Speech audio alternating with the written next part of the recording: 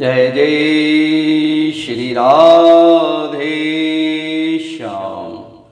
बोलिए शंकर भगवान की जय, पार्वती मैया की जय।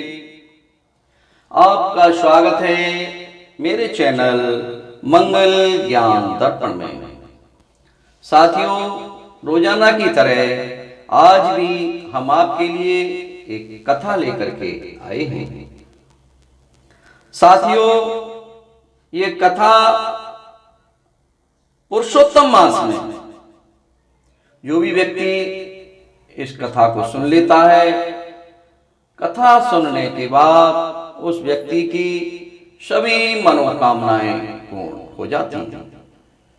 और साथियों, मैं आपसे निवेदन करूंगा, ये छोटी सी कथा है, इस छोटी सी कथा को आप पूरा अवश्य सुने।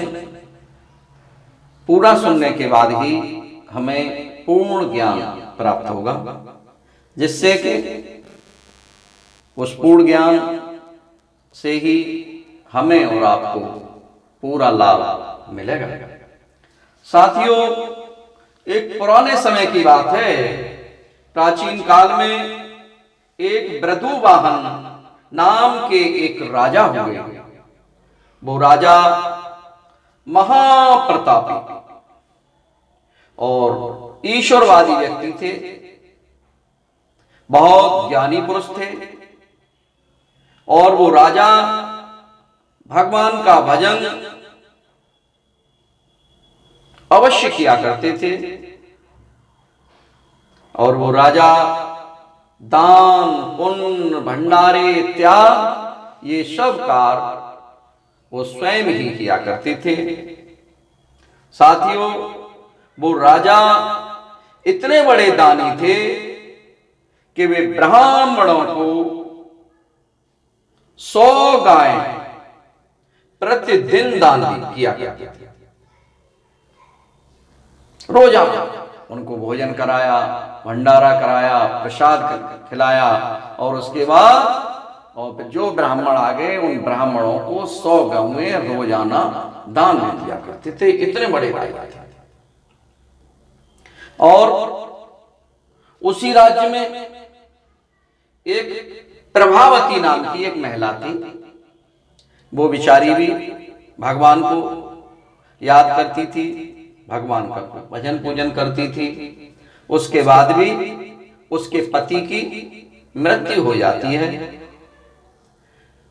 प्रभावती के पति की मृत्यु के बाद वो बेचारी घबरा गई, परेशान हो गई, काफी दिन तक परेशान रही। और उसके बाद ईश्वर की कृपा से वो धीरे धीरे नॉर्मल होती चली गई। और वो प्रभावती नाम की जो ब्राह्मणी थी, वो ईश्वर को याद करती थी। और साथियों, वह भगवान विष्णु और भगवान शंकर की परम उपासक थी। वो दोनों ही लोगों की बहुत मन लगा करके पूजा पाठ किया करती थी। और उसी के बीच में, जैसे रोजाना हम और आप सब पूजा करते हैं, उसी बीच में पुरुषोत्तम मास आ जाता है। और पुरुषोत्तम मास में एक हरिवल्लभा एकादशी आ जाती है। और वह ब्राह्मणी बेचारी हरिवल्लभा एकादशी का व्रत भी करती है और भगवान को याद करती है कि उसमें भगवान भोलेनाथ और भगवान विष्णु दोनों की ही वह उपासना करती है। और अधिक मास में तो वैसे भी भगवान विष्णु और भगवान शंकर की पूजा करने का विशेष महत्व और उसका विशेष फल मिलता है। साथियों, संयोगवश एक दिन जो वो राजा थे ब्रभुवाहन, उनकी मृत्यु हो जाती है। ब्रभुवाहन की मृत्यु हो जाती है और संयोग से उसी दिन वो प्रभावती जो ब्राह्मणी थी बेचारी विधवा, उसकी भी मृत्यु हो जाती है। ये भगवान की ही मर्जी थी कि राजा की और उस ब्राह्मणी की एक ही दिन मृत्यु जो हो जाती है, तो वे दोनों धर्मराज के दरबार में पहुंचते हैं। और धर्मराज के दरबार में जैसे ही पहुंचते हैं, धर्मराज ने उठकर जो ब्राह्मणी विधवा प्रभावती थी उनका स्वागत किया और उनको बिठाया, उनको स्थान दिया, आसन दिया। उधर वो राजा भी साथ में थे, लेकिन राजा को उन्होंने कोई तवज्जो नहीं दी, उनका कोई सादर स्वागत भी नहीं किया। इस बात को देख करके राजा बहुत चिंतित हुए, काफी परेशान हुए, क्योंकि राजा ने तो बहुत बड़ा दान पुण्य किया था।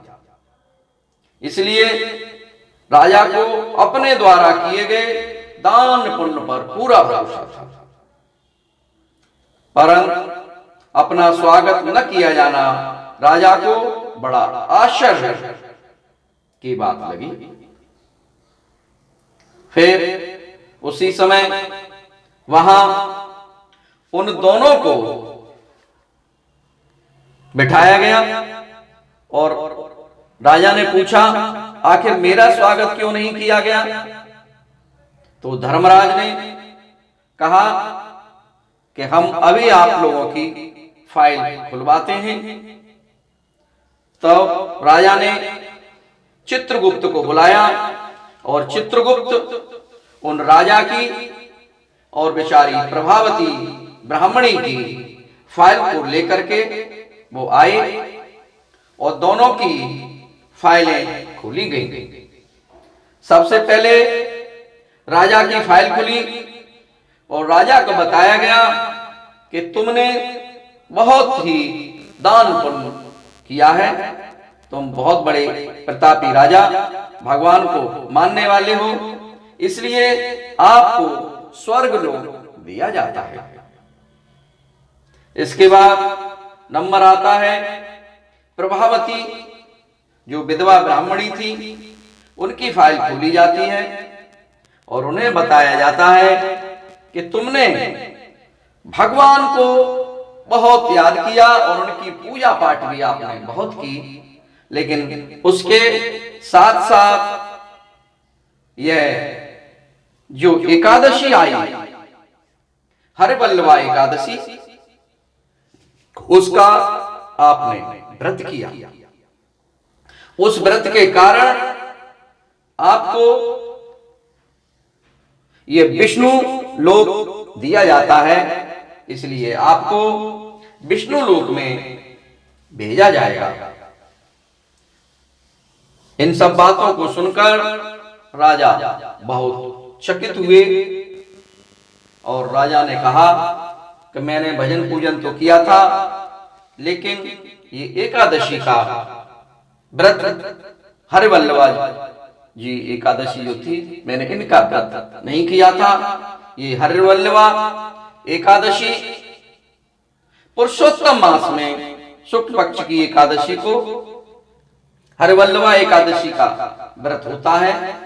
साथियों, अधिक मास में जो लोग व्रत न रख पाए वो इस कथा को अवश्य सुने और कथा सुनने मात्र से ही भगवान भोलेनाथ और भगवान विष्णु जी प्रसन्न हो जाते हैं और वो आपको आशीर्वाद अवश्य देते हैं।